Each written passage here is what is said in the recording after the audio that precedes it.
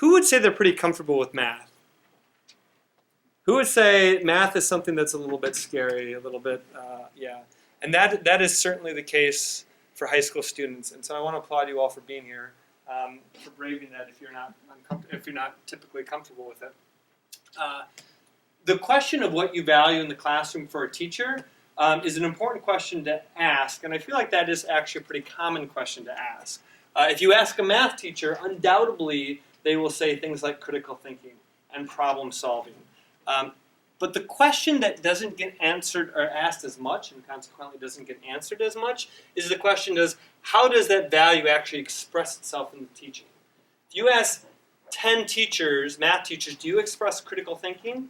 They will probably say yes. If you watch their 10 classrooms, the evidence that you see on critical thinking might be very different than the answers that they give. So the point is, how can we really align the values, what we really care about in the classroom, with what we're actually doing? And that's going to take some skills. But we kind of need a theory on how we're going to improve achievement in order to do that. One research-based finding is that the more students participate, the more they learn. And participate looks a lot of different ways: engaging, talking, listening. And there are certain ways that the classroom can be structured to help this participation happen or to actually inhibit it. So a lot of these things are going to be revolving around participation. When we think about participation, there's a lot of factors that affect a given student's participation. Identity. In math in particular, whether you're a male or a female has implications about how you're going to show up in a math classroom. Your racial identity, your past experience with math. All of these things are going to affect your likelihood of participation. Your status. This can be academic status, whether you see yourself and others see you as someone that's smart, a math person versus an English person.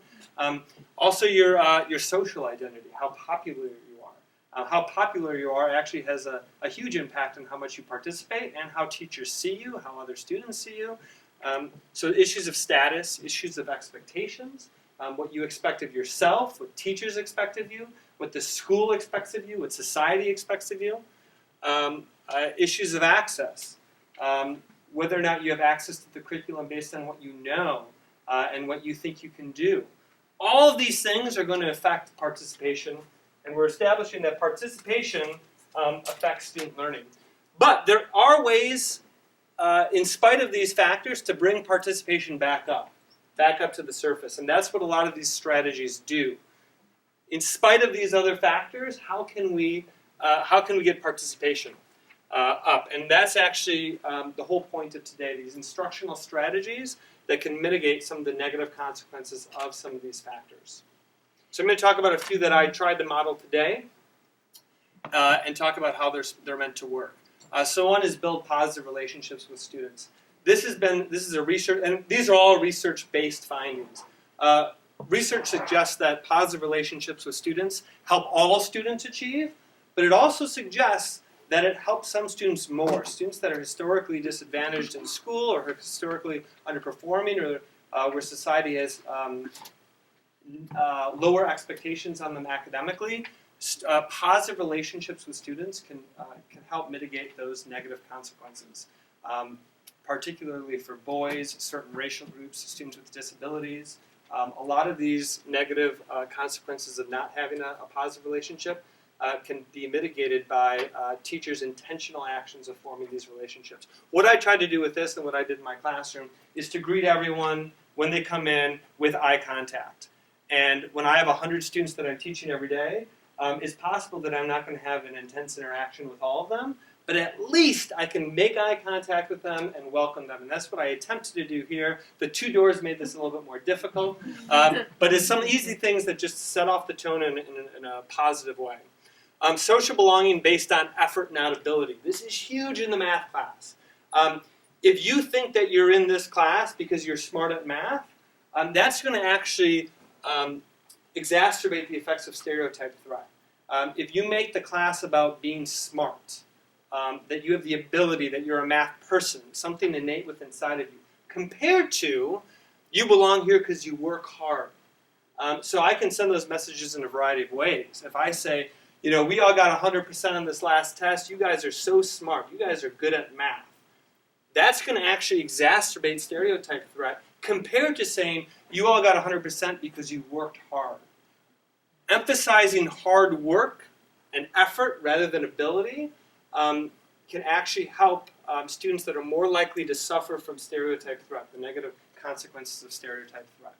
So we're an effort-based climate here rather than an ability-based climate.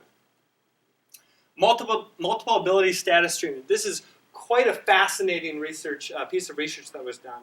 How I started class was saying, this is a complex task. It requires many different abilities. Not everyone will have every ability, but everyone will have some abilities. You are going to produce the best possible product if you take advantage of the resources of everyone in your group. Just saying that has been shown in research to increase equitable participation in groups. Because what people think, especially in math, is that I'm either going to be able to do this or I'm not. And I know everyone's status within my group, and they're either going to be a strong contributor or they're not. And those expectations are already in the room. This actually mixes up those expectations and sets the expectation that no, everyone's actually going to be able to contribute in this task. So there's this actually research-based statement. I'm going to have this PowerPoint available along with all the research cited. A research-based statement that just saying this actually can reduce the negative impacts of status and actually elevate equitable participation. Now you actually have to have a task where everyone can contribute. If you say this and then give a task where there's one right answer and you either know it or you don't, this is going to not ring true. You can either participate or you can't. You actually have to have a task where everyone has something to offer. This is a huge one, and this is what my work has been around, giving complex, open-ended, non-routine, mathematically important tasks for students to work on. Tasks that involve uncertainty, that require negotiation and interpretation. No one quite knew what they were doing at first, so what happens? You had to talk about it. And the research here suggests that when groups of workers are working together and the task is ill-defined, there's more communication. When the task is more defined, there's less communication. So this is a simple way to get students to talk more to each other about math. What happens when you talk more about math with each other? You're participating more and you're learning more. So giving a complex, open-ended, non-routine problem gives students something to talk about. If it's routine, as in there's a procedure to know how to do it, if it's close-ended, if it's not complex, and I gave it to a group, one person would do it and the rest would sit there. And that's the consequences of that's what happens in a lot of math classrooms, where the task is you can either do it or you can't, and there's one way to do it. Compared to, there are many different ways of thinking about it, and we can see that based on the evidence of what you guys just worked on. Assign competence. This is the idea. This is another way to disrupt status in a class. And I was able to do this a little bit within individual groups. You can also do it publicly. This is the idea that a student that you know has low academic or social status, you can assign them status by recognizing and reinforcing publicly something they did to contribute within their group. So if a student here came up with a brilliant idea that, hey, this problem talks about roaming area, but really it's talking about area of circles. I might say, so Justin just pointed out that this actually has to do with circles. So you might want to think about Justin's contribution and how that might impact how your group's thinking about this problem. So what I just did there was I elevated something Justin said, and if Justin had lower status in the classroom, he's now going to think about himself differently and what he can contribute, and the rest of the class is going to be thinking about what he can contribute differently. So that's assigning competence. Very powerful idea to disrupt status issues within a class. Design collaborative participation structures that create positive interdependence. This positive interdependence is a really key idea. And that is that we either succeed together or we fail together. So we're held accountable for a product, and that product is going to be, either we're all going to benefit from the quality of the product, or we're all going to not benefit. So our fates are tied together. That's the opposite of, by the way, of competition, where you have to lose for me to win. Now, if you have to lose for me to win, I'm much less likely to engage in conversation and participation with you compared to you have to win for me to win. That's a whole different dynamic. So a few ways that you can do this. There are only group questions. And I did this for a few groups. Someone would say, we have a question. And I said, great, what's the question? The idea that there are only group questions is that if some individual has a question, but they have not asked their group yet, it's not a group question yet. You've got to rely on each other before you come to me. So when a group member asks a question, I'm going to ask someone else in that group. And if they don't know what that question is, it's not a group question yet, which means they haven't brought it up to the group yet, which means that they're not fully taking advantage of that positive interdependence. And then I'll just say, when you really have a group question, I'll come back. 9 times out of 10, they'll realize that their question can be answered by someone within their group. They're building a reliance on each other and not just the teacher. Individual and group accountability. If you see on the top of the task card, there's ways to hold the individual accountable and the group accountable. Oftentimes, we have this individual accountability in classrooms. And oftentimes, in group work classrooms, we only have this group accountability. And individuals might not feel held accountable. The combination of them both is essential to promoting that equitable participation. And you can, group presentations are a great way for group accountability with changing who's talking. Individual accountability could be a reflection, an individual handing in of your paper or whatever that might be. And then finally, be less helpful.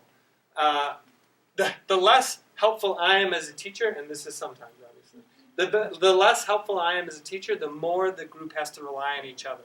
And this is a key issue for a lot of new teachers in particular who really want to help. The more you help, and this is another research finding, the more the teacher intervenes in a group, the less students talk with each other. Because if I can get Mr. Herrmann to talk to me, why would I ask my teammate, is the idea running through their head.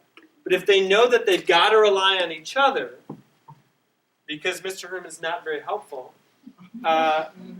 there's going to be a whole different dynamic. Now, they've got to really understand why this is. You got to communicate. Like, I believe that your group is able to do this on your own. In fact, if I help you, I'm going to be communicating that I don't think that's true. And that actually leads to the next one. Actually, 2 from now. One is gather real-time data. Doing group work, doing a collaborative group task is a great way. What did I do for the last 20 minutes? I gathered real-time data. If I'm lecturing the whole time, I have no idea what people are thinking about. I have no idea what misconceptions are coming up.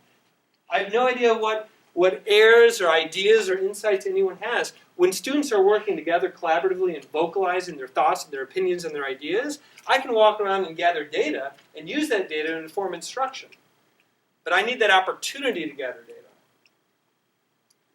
And here's the high expectations. Communicate high expectations explicitly by saying things like, I know you can do this. In fact, I know you can do this so much that I'm going to give you a few more minutes to talk to your group and figure it out. I'm not going to take you off the hook for figuring out this problem. That's one way to communicate high expectations. But then also implicitly, just through how you design the classroom. If you're giving remedial, low-level tasks that don't require a lot of thought or critical thinking or problem solving, that's another way of saying, I don't think you can handle that other stuff. But if you're constantly giving things that challenge and motivate and inspire, that's communicating an entirely different set of expectations. So we've got a whole, and again, I'm going to have this on my website, but a whole list of research that all these instructional strategies are based on. So you can take a look at these links. I linked them all. They're not all articles. Some of them are books, but you can take a look at these links and follow up with them. I really want to respect your time. So I'm gonna put my info up here. Feel free to contact me. I'm gonna have this whole presentation up on my website. Well, it's already there, so you can check the website. And I will also stick around here for a few more minutes if you've got questions. But it is 2 o'clock, or is it 3 o'clock? It is 3 o'clock. That clock's a little confusing. It is 3 o'clock, so I do want to end. I will stick around if you have questions. But thank you very much for participating, and have a great weekend.